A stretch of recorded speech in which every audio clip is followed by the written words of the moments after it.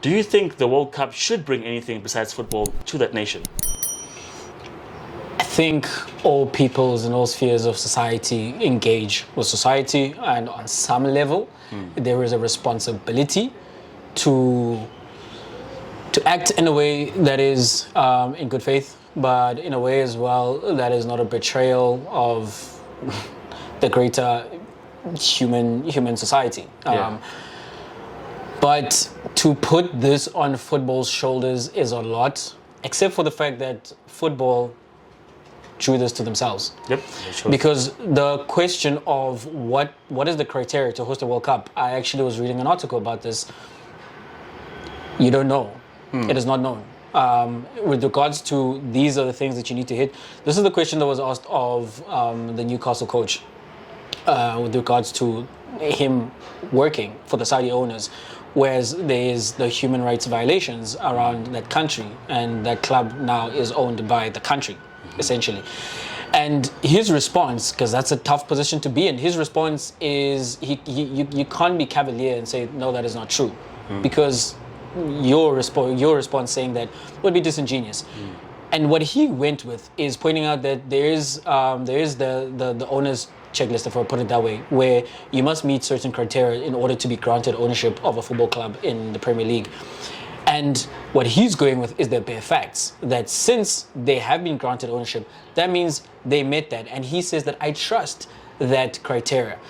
Now, we spoke about this. I don't know how they made that. Ultimately, the FA put themselves in a position where they could not actually fight that much longer. With the World Cup and with FIFA.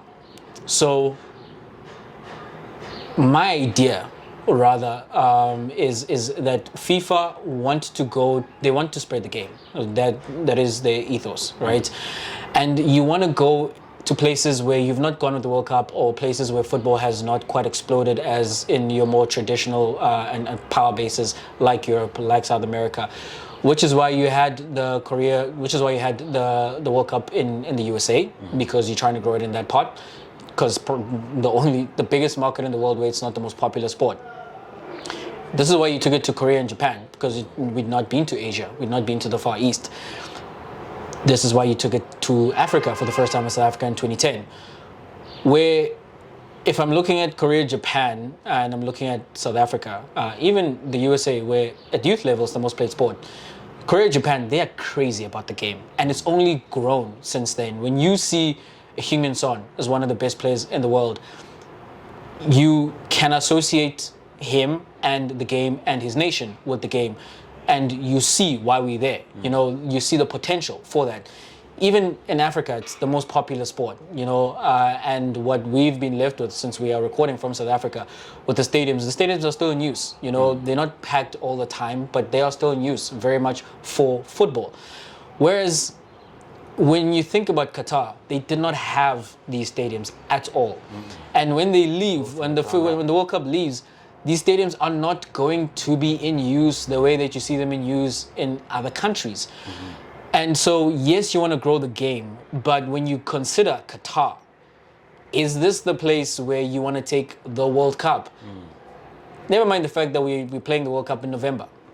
Then there is the fact, Chuck, with what has happened with the controversies around this World Cup, people have died, actually died, and not because of human rights violations unattached to the World Cup, which in itself would have been enough to not go there. But people have died building stadia for this World Cup. There's the fact that people have died, but it's also the fact that they're concealing the number of deaths. What is this? Like, this is not sport. This is not football. This is bigger than that. And the thing is, football has placed itself in the heart of this firestorm. And because of that, whereas I would not put that kind of responsibility on a game, but because of the fact that you went into the fiery furnace, you then have things to account for. You have things to answer for. People like Gary Neville, like I don't even want to hear that, because I honestly feel like people at this point, like, they're just posturing. When I saw the kit sponsor for Denmark saying that they are going to not showcase themselves during the World Cup, Make it I'm like, monochrome, yeah. what's the point? Because we know you're going to be there. Yes. You are sponsoring that team. They're going to be playing the jersey. Similar when players are speaking about it, like, if you're not going to boycott the World Cup, if you're not going to say, like, I'm not going to play, I don't want to hear from you. If these FAs are not going to say, we're pulling out, I don't want to hear from you either. Like, so, because what is the point? As I'm saying, at this point, you are just standing on a soapbox and you're just posturing. You are not actually doing anything of consequence. Yeah, I think you hit the nail on the head right there, because when I saw this online, the criticism of Gary Neville being a hypocrite, I was like, that's low-hanging fruit. Do you know that even if Gary Neville doesn't go, the World Cup is still happening, regardless of Gary Neville? Then you get England saying that Harry Kane's going to wear this other armband. I think it's a pro-LGBT, I don't forget those alphabets. I apologize.